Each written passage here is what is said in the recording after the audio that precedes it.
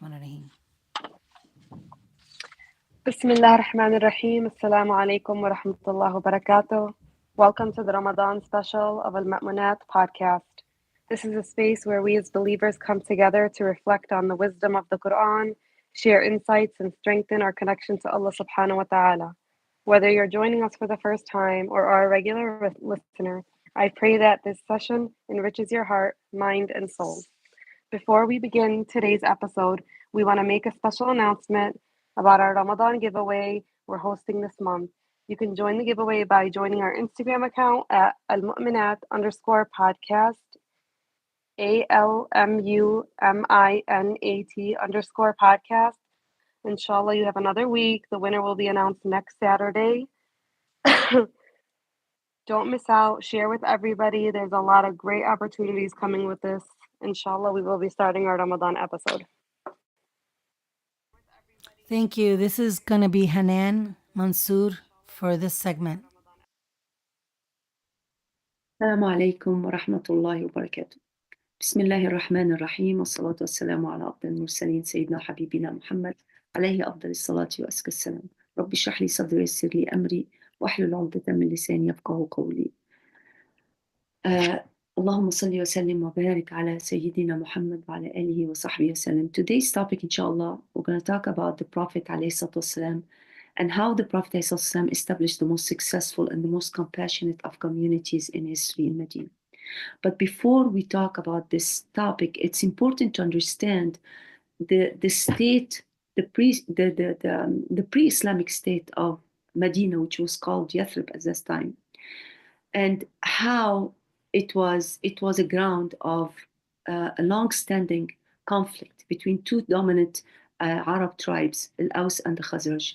And these two tribes were frequently engaged in such bitter feuds, wars, which led to such instability in the Medina.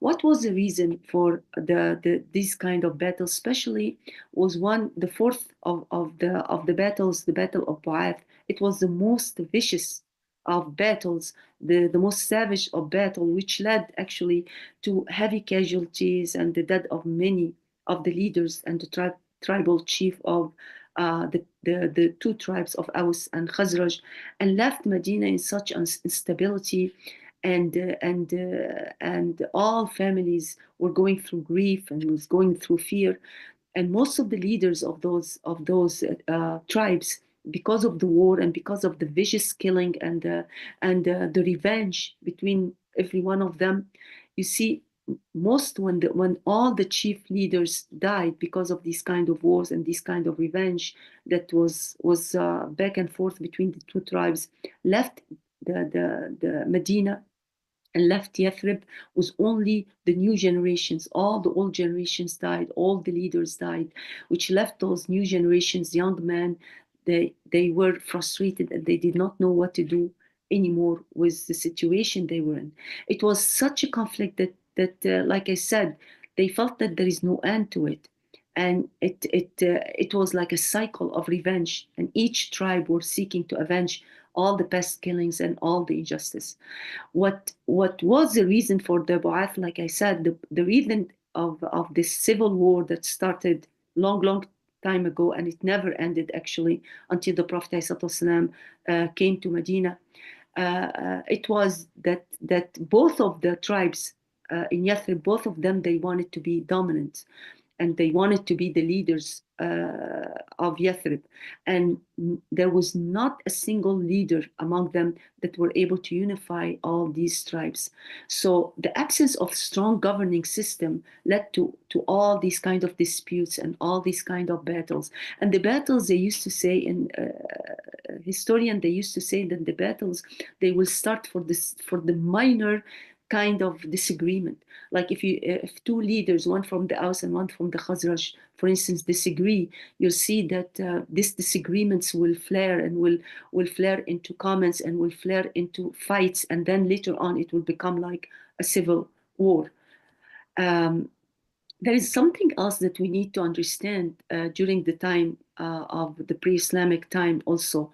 You see that the reason also that this kind of civil war continues for a long time, it was because of the outside manipulation of the Jewish tribe at that time, which were the Jewish tribe, the Banu Qaynuqa and Banu Qurayza and Banu Nadir. And these Jewish tribes, they were living actually out of those kind of battles. They used to sell them the weapons, and they used to sell it with usury, and they used to incite the war, and they used to encourage the war. And this is something, subhanallah, like nothing new about the Jewish at that time, but this is something that the tribes, or the manipulation of the Jewish tribes at that time in Medina, because they wanted control of Medina, and this way they were able to weaken the Arab tribes at this time, and they were able to control them. طيب, what was the consequences of the battle, especially the Battle of Wa'ad, which stayed, like I said, which it was the fourth civil war, and stayed for almost 5 years before the Prophet ﷺ entered Medina. Like I said, the first thing, it devastated the both tribes. It weakened them significantly. Second, in Medina, there was no rule of law, meaning there was no justice. And justice only was determined by the tribal loyalty.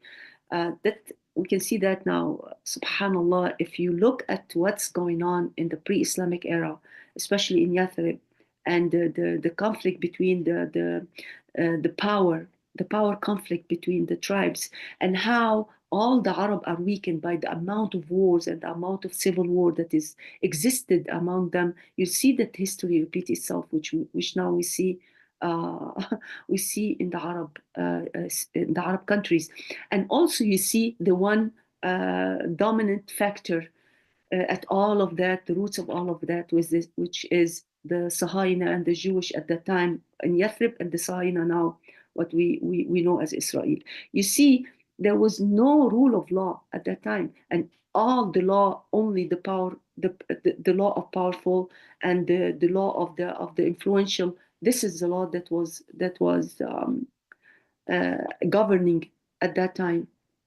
Like, if anything happened, they will never, if any member of any tribes, for instance, commit a crime against another, they will retaliate regardless of who is innocent and who is at fault. خلاص.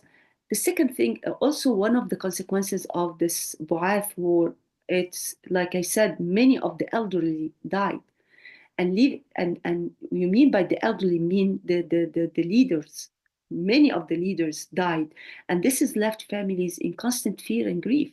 They didn't know what's going to happen next. There was no, there was no adults, big leaders, to be able to govern the Medina and Yathrib at that time, which left, like I said, which left the younger generation frustrated and seeking a way to end this hostility.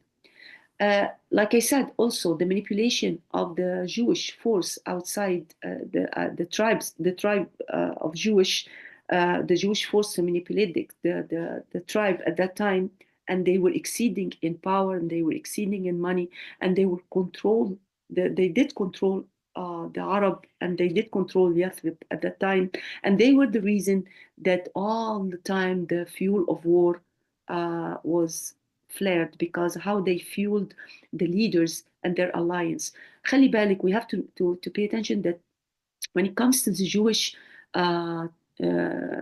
Jewish community, they used to live in one of the richest area in Medina and Yathrib, and they used to control also the agriculture area in Yathrib, and they used to live in fortress.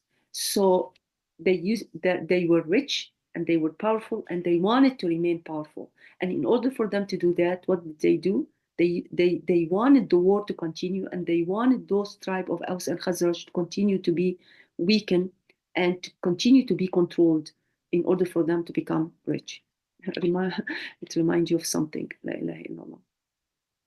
طيب. We will see that how the Prophet ﷺ, how the Yathrib came to exist or how Yathrib it came to be the chosen land for the Prophet ﷺ. One of the things that we always, La ilaha illallah, we don't understand the wisdom of Rabbil Alameen. It was an amazing wisdom that all the leaders, like I said, all the adult and all the chief leaders, they died. So all this mindset and all the one who always fuel the civil wars and always fuel the battles because of the old revenge and because of the old memories of between the Aus and the Khazraj. All those leaders died. And now the new generations, they came and they wanted to find solution, and they come with a new mindset, and they want to find who can really, they were looking for leaders, neutral leaders, to reunite the Aus and the Khazraj and to reunite the Arab. So so the Prophet ﷺ at that time, it was almost after the year of sadness. After the year of sadness, the 6 men from the Aus, they came to Medina, but they came to Mecca. They traveled for the pilgrimage in Mecca. And as the Prophet ﷺ, it was his habit every year during pilgrimage. The Prophet ﷺ, through this the 3 days of Mina, where the pilgrims will go and they set their tent and they sacrifice they sacrifice after they are done with their pilgrimage. So the Prophet will used to go from a tent to another tent. They go to the Arab and the tribes that comes from all over around Medina, in order to offer Islam and in order to talk about the new religion and declare himself as a messenger. And he wanted to find supporter. Remember, the year of sadness is the year when Khadija radiallahu anha and Ali ibn Abi Talib and Abu Talib died, the two supporters of the Prophet ﷺ. And it was also the year where the Prophet ﷺ went to Ta'if, trying to find a place where he can, a safe haven, where he can really spread Islam and build this Islamic state. And the Prophet ﷺ was unsuccessful until this time. Okay, so at the pilgrimage, when this year, after the year of sadness, when the Prophet ﷺ went to the pilgrims and to the 3 days of Mina, there is a place called the Aqaba. And the Aqaba, this is a place where it's the nearest to Mecca. It's when you leave Mecca and you go toward Mina, and the closest to Mecca was a place like a valley. It's a little bit was a hill, and they call it the Aqaba because you need to climb in order for you to go inside this valley. So the Prophet ﷺ, he was leaving, he was returning back after he delivered the message among the tribes, and he went from a tent to another tent, trying to talk about Islam and trying to declare his prophecies, his prophethood, sallallahu alaihi wasallam, finding a way, finding a tribe, finding a place to support him for his da'wah. And he was returning back toward Quraysh, of course, feeling extremely sad. He had Sayyidina Abu Bakr with him, and he had Ali radiallahu anhu with him. While he was going back at the place of Aqaba, he met 6 men. They were very young men, no more between the age of 16 until to the age of from the age of 16 until the age of almost 18, 20 years old. And the Prophet ﷺ, when he saw those young men, he did not know them. He didn't know them. So he approached them and he said, would you sit and would you listen to what I have to say? So they said, okay. So he sat with them, and the Prophet, peace be upon him, he started to talk about what? He started to talk about he talked about his prophethood, and he talks about Islam, and he started to read the Quran to them.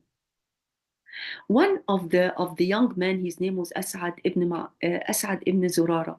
As'ad ibn Zurara, at that time, he was 18 years old. And As'ad ibn Zurara was the first cousin of Sa'd ibn Ubadah. And Sa'd ibn Ubadah, if you remember, Sa'd ibn Ubadah was the man, the Sahabi that the Prophet ﷺ mentioned when he died. The throne of Allah subhanahu wa ta'ala shook for the death of Sa'd ibn Ubadah.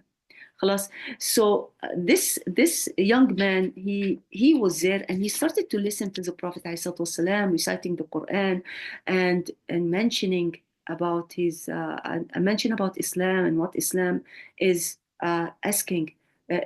inviting people to. So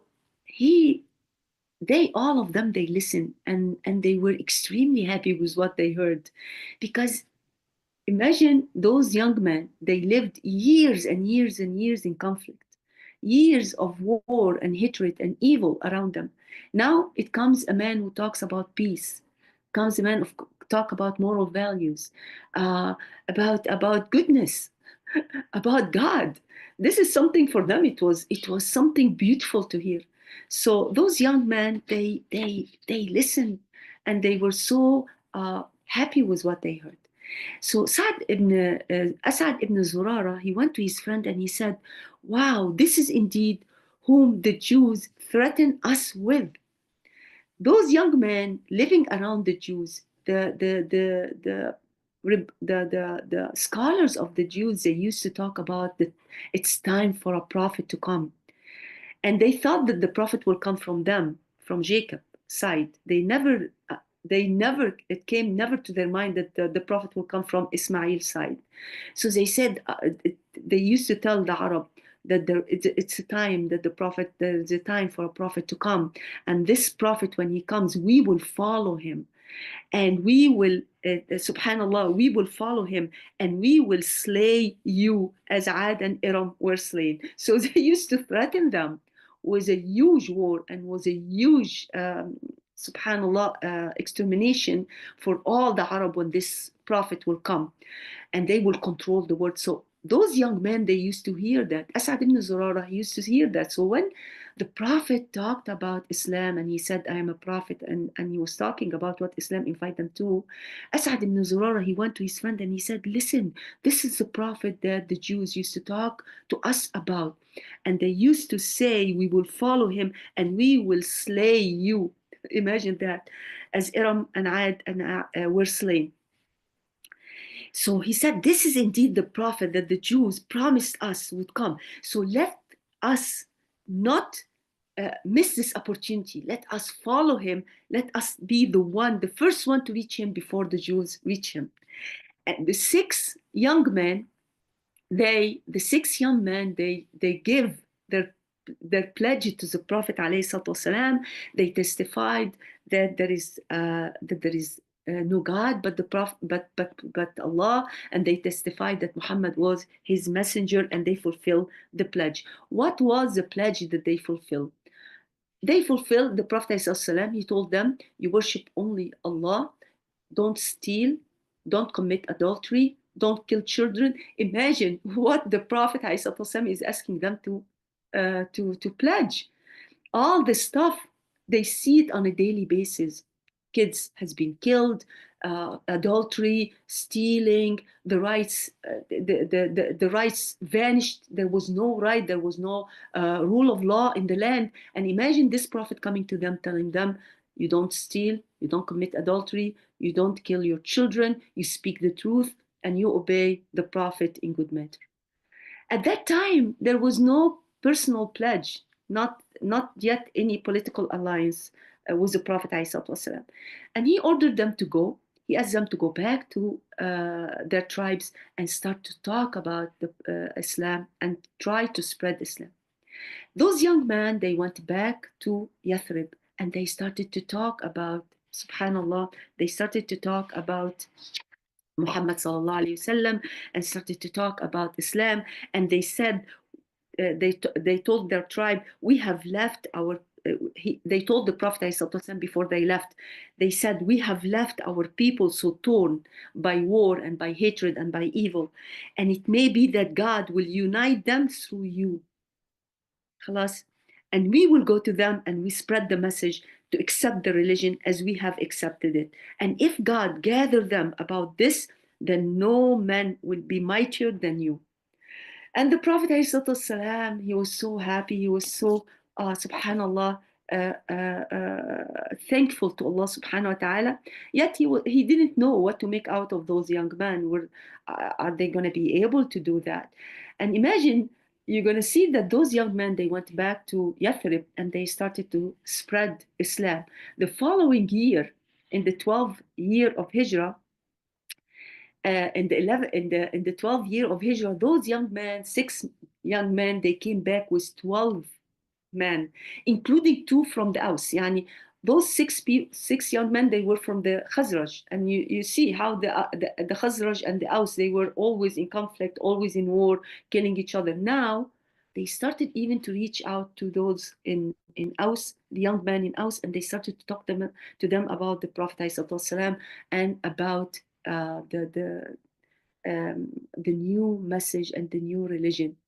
And they came back the second year, the same place in Aqaba, and they went to meet the Prophet ﷺ with those 12 men, 10 from the Khazraj and 2 from the Aus.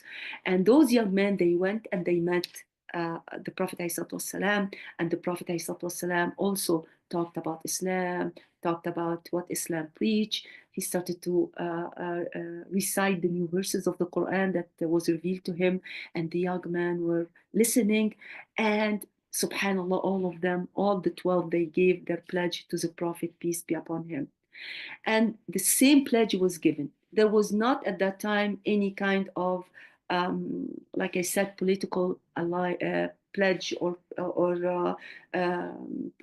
political alliance to the Prophet ﷺ, nothing about protection, nothing about fighting for the religion, nothing. It's just about personal pledge. And the same thing happened with the 12 young men. The same happened like they did with the 6 young men, which is, Ya Rasulullah, we pledge to worship Allah alone, no association with Allah subhanahu wa ta'ala, don't steal, we don't commit adultery, we don't kill our children, we speak the truth, and we obey the Prophet alayhi salatu wasalam. This time, the Prophet alayhi salatu wasalam sent with them whom? He sent with them Mus'ab ibn Umair. Mus'ab ibn Umair also was a young man, subhanallah.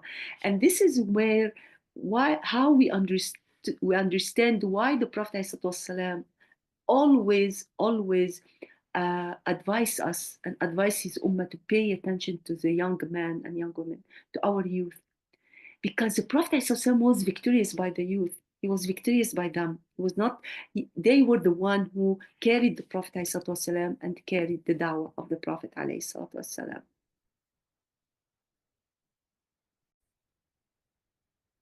So, so you see, Rasul sallallahu alayhi wasallam, he sent Mus'ab ibn Umair with those young men. And Mus'ab ibn Umair, he was the first ambassador of Islam and teach about Islam. And he just came from Al-Habasha, from Abyssinia. And the Prophet ﷺ sent him there. When he went to Yathrib, who hosted him? It was As'ad ibn Zurara, the first one among the 6 whom he encouraged his friend to give the pledge to the Prophet ﷺ. So he hosted him, and he gave him, like I said, he prepared for him the ground for Yathrib in order to spread the message. So he took him from a tribe to another tribe, from a family to another family, spreading the message, and people started to enter Islam rapidly and responded to Mus'ab ibn Umayr.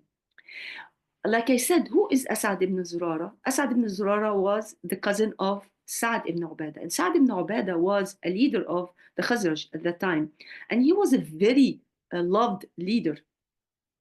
So when he saw that people starting to enter Islam, and he didn't know anything, what's going on, how people changing their religion that fast, he became extremely angry.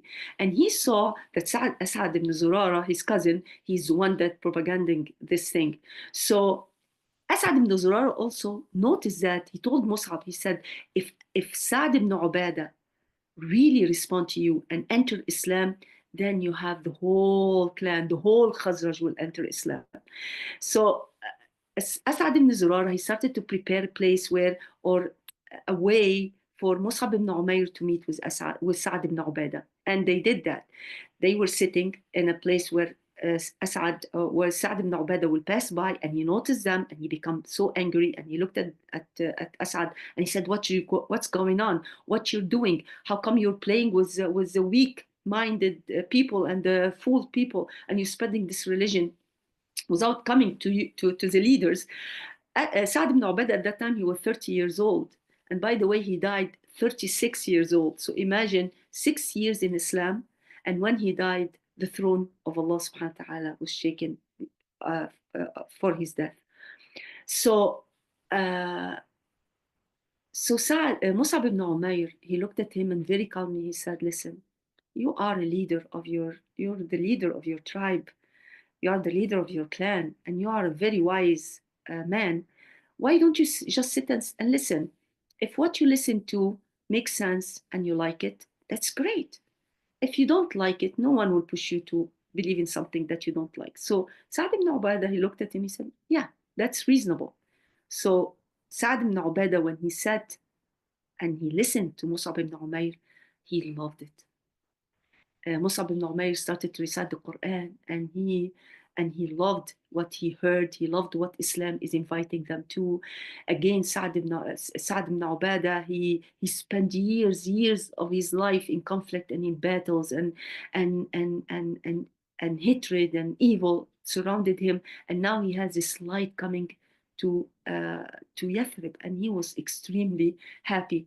So he, as soon as he heard Mus'ab ibn Umair, he said, How do you enter into that religion?"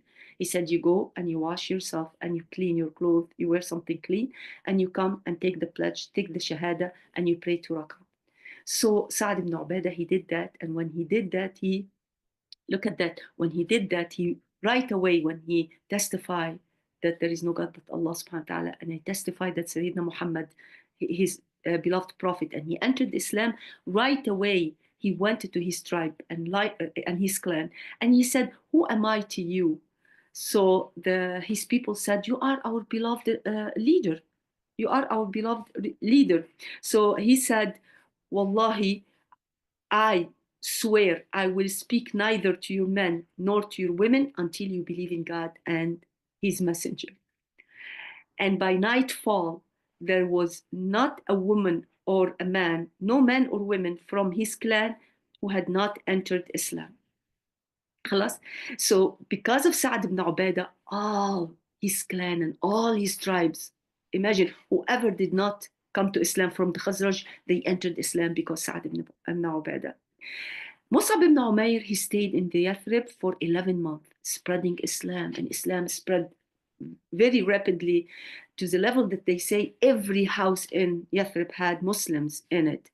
And 1 year, like 11 months, the month before the next season of pilgrimage, yes, Mus'ab ibn Umair, he went back to Mecca and he met with the Prophet ﷺ, and he giving him the good news about that Yathrib is the fertile land now to establish an Islamic state.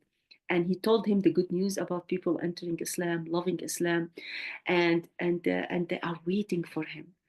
But Mus'ab ibn Umair, he said that before he came to Mecca, he arranged for the Bay'at al-Aqaba al-Thaniya. So we had Bay'at al-Aqaba al-Ula, which is the 12 men that came to the Prophet ﷺ, testify and give the pledge of allegiance to the Prophet ﷺ.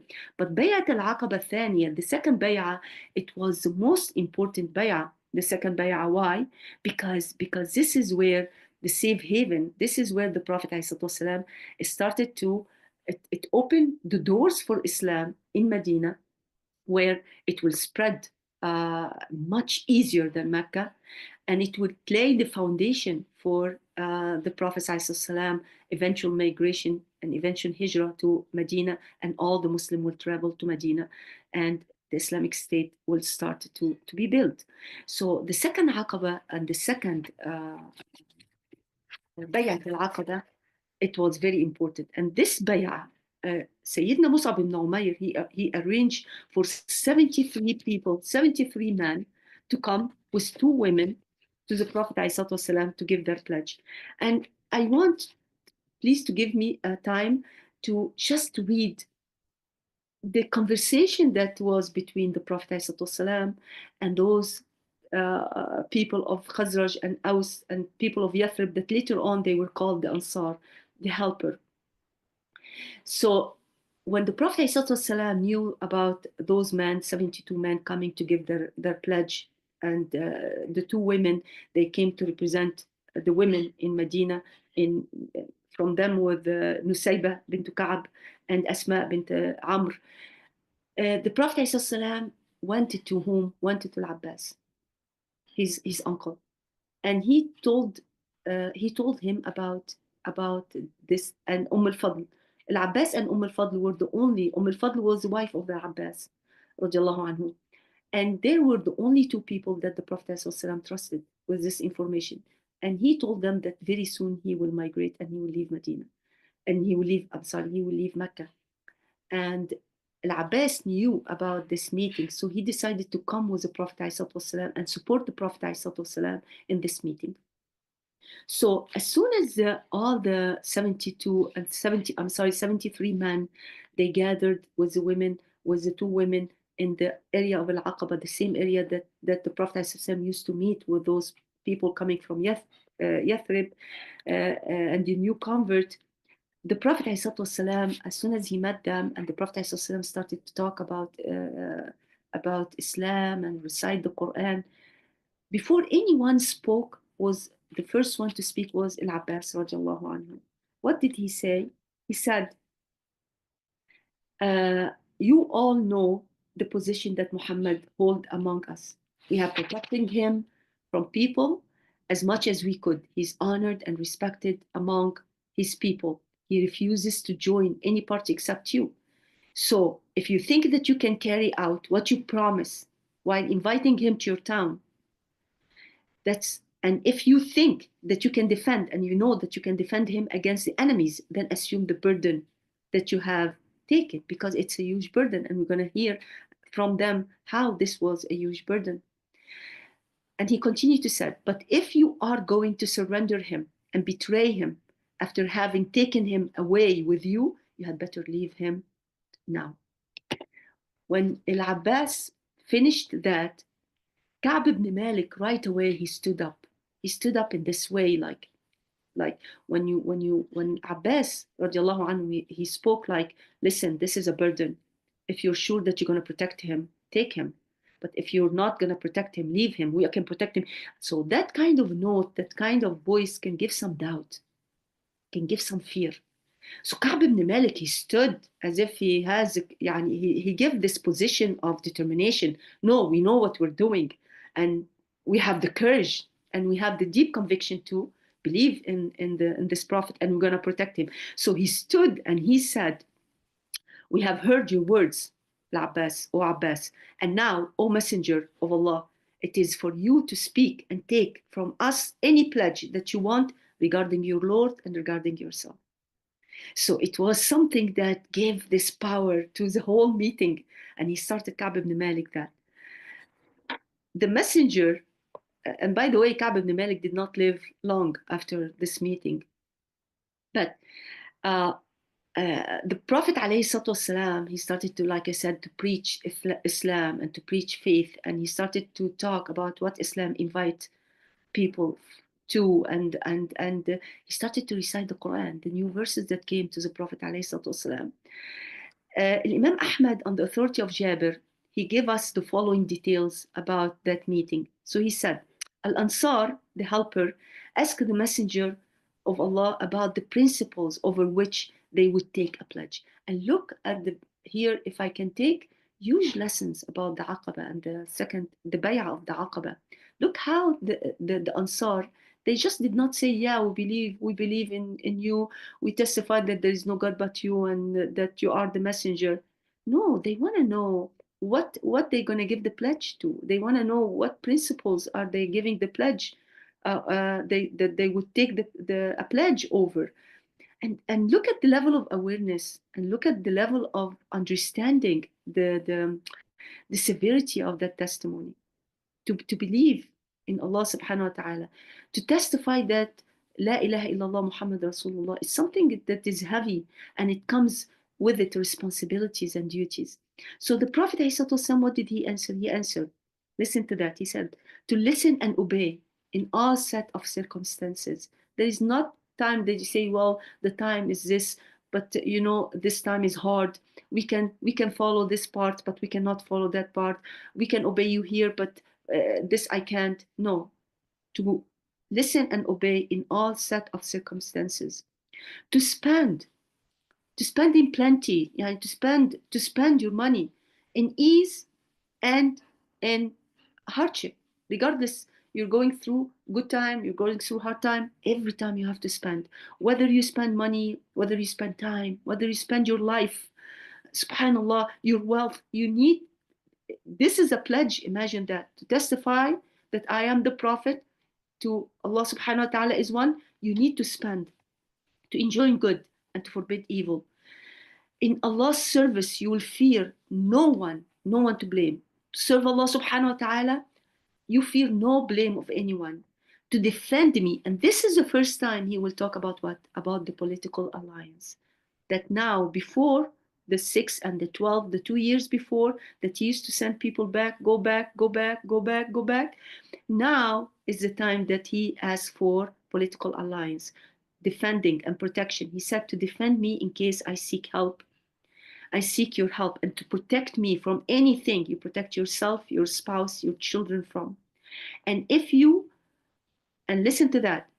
So he said, and to protect me from what you protect your family, your wealth, your friend, your spouses, your children, and your wealth. So the Ansar, they said, and Ya Rasulullah, what if we do that? What if we pledge that? Then what is for us? He said, for you, if you observe that, paradise is stored for you. Paradise is stored for you. So, and this is something worth for us to reflect a little bit upon. And I know that I'm taking so long, but here the Prophet ﷺ never promised anything but paradise. He never promised them leadership. He never promised them power. He never promised them that he's going to slay all their enemies, for instance, like the Jewish told them, we're going to follow this prophet and we're going to slay all of you. We're going to destroy nations. This is it's in their blood, subhanallah.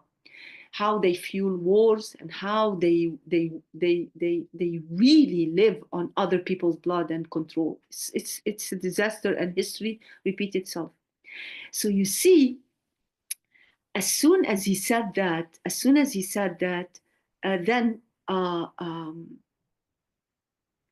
Ka'b ibn Malik, he said, Ya Rasulullah, I give you my pledge that you will be protected from whatever we protect our women and our children. And subhanallah, here Al-Bara ibn Ma'rur, he caught his hand. Ka'b ibn Malik, he told him, Ya Rasulullah, give me your hand. I will pledge to protect you, and I will give you the allegiance, subhanallah, to protect you and to protect this religion and to fight for this deed. So give me your hand. Once he was giving his hand, Al-Bara ibn Ma'rur, he was an old man, almost an 80 years old man. He held the hand of Ka'b ibn Malik, and he subhanallah, he caught the Prophet ﷺ hands first. Before Ka'b ibn Malik reached it, Al-Bara ibn Ma'rur, he was a man of an 80 years old. Imagine that. He caught the Prophet ﷺ hand before Ka'b ibn Malik, and he said, oh yes, Ya Rasulullah, we swear by Allah who sent you as a prophet in truth, that we will protect you from whatever we protect our women from. Have confidence in us, Ya Rasulullah. And he said, by Allah, we are genuine fighters and quite reliable in war. It is a trait passed down to us from our ancestor. At that moment, a Sahabi, his name was, a man from the Ansar, from the Khazraj, his name was Al-Haytham ibn Thayban. He interrupted them and he said, O Prophet of Allah, between us and the Jews, there are agreements which we would then sever. Because, like I said, in order for the Khazraj to protect themselves, they had to take alliance from the Jews tribe, whether it's Banu Qaynuqa or Banu Nadir or some of them. So the Aus, they had alliance from the Jews tribe, and the Khazraj, they had alliance from the Jews from the Jews tribe.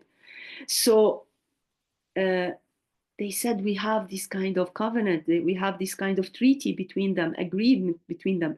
If we take you as a prophet, we will have to sever those kind of agreement. Meaning what? That we have no alliance, we have no protection. We're going to take you and there is no protection for us anymore in the land, because they are the one who used to give them the the weapon, and they were the one who used to give them the money, and they protected them. So look at what he said, Abu Haytham. He said, if Allah grant you power and victory, Ya Rasulullah, should we expect that you would not leave us and join the rank of your people? So he said, if we give you that kind of victory and we followed you, should we protect that once you become victorious, that you're going to come back to Mecca and you stay among Quraysh, among your people? The Prophet ﷺ smiled and he replied, بل الدم الدم والهدم الهدم أنا منكم وأنتم مني أحارب من حاربتم وأسالم من سالمتم. Subhanallah, every time you read that, you want to cry. He said, no, it would never be. Your blood will be my blood, and in life and death, I will be with you, and you be with me. I will fight whom you fight, and I will make peace with those whom you make peace with. So, with that, everyone was satisfied. Khalas. And everyone was about to give their pledge of allegiance. But also, there is something else happened. And look at this is the consistency of them. They wanted to know what's going on. They wanted to know every details about now, about the future, about us. Are we able to take care of this burden, to take care of this responsibility?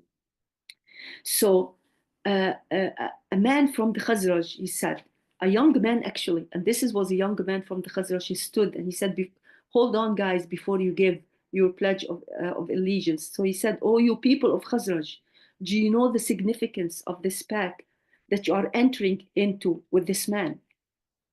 You are in fact avowing that you will fight against all and protect him against all. If you fear that your property will be at stake or the life of your nobles will be endangered, then leave him now. Because if you do this after the pledge, it will be degrading for you both in this world and the world to come.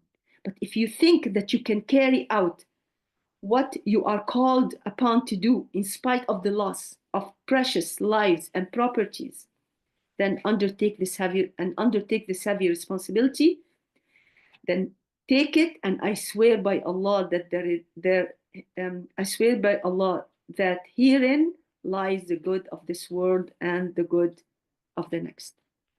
And this is something, La ilaha illallah, yani, because of the time, is so beautiful. And look at this man when he said, imagine you're going to take this responsibility. You better be willing to sacrifice your lives, and you better be willing to sacrifice your property, and you better be willing to sacrifice everything that is dear to you, because this is a huge responsibility. You're going to fight enemies. You're going to fight those who want to stop this message. You're going to protect a messenger of God. And if you do that, then this lies in it all goodness in this dunya and this akhirah. But don't do it unless you're sure of. And I remember how, yani, maybe next time, inshallah, when we talk about how the Prophet ﷺ, how he, the migration and the reunion between the Prophet ﷺ and the Ansar. After all of that, the Ansar started to give their pledge one by one, shaking the hand of the Prophet ﷺ, giving him the pledge to protect, not to steal, not to cheat, not to falsify information, to tell the truth, and to protect the Prophet ﷺ, and to spend in good time and east time and hard time, and all of that. Every one of them will repeat that and give the pledge. Imagine that. Everyone will repeat that and give the pledge to the Prophet ﷺ. And when they were ending, the two women came and they gave the pledge orally. They didn't shake hands with the Prophet ﷺ, and they just verbally, they gave the pledge, repeating everything that the Prophet ﷺ said. Then after all of that done, the Prophet ﷺ assigned 12 men, 12 men of the leaders. And those 12 men, they will be responsible. So the Prophet appointed 12 deputies, they call it, to make sure that all the articles of this pledge has been established, and make sure that to spread Islam, and to make sure that the transition of Islam in their community is easy. And whenever they need something, they go back to these 12 leaders in Medina. And once again, those 12 men, when this has happened, they went back and they swore the pledge, and they swore to the Prophet ﷺ to take care and to take care of the affair of the people of the Aus and Khazraj and the people of Yathrib, and they will act according to what they promised the Prophet ﷺ to do. Now, inshallah, this Aqaba, the Bayat al-Aqaba, and all of them, they went back to Yathrib and Medina. Inshallah, next time we're going to continue with what happened after that and when the Prophet ﷺ migrated to Yathrib. And this kind of reunion, imagine for the past 3 years, the people of Yathrib, they have been hearing about this Prophet and about the message that he's given and about the light that he's preaching, and they can't wait to see the Prophet ﷺ. They can't wait to be reunited. And imagine those 73 men and the women, they go back and they tell them that the Prophet will come to them, and will be the town of the Prophet and the town of the messenger. And this is why it was called Yathrib. And after the Prophet ﷺ came into it, it was called the Medina of the Prophet, peace be upon him. It's called Medinat al-Rasul. This is a place of the Rasul صلى الله عليه وسلم.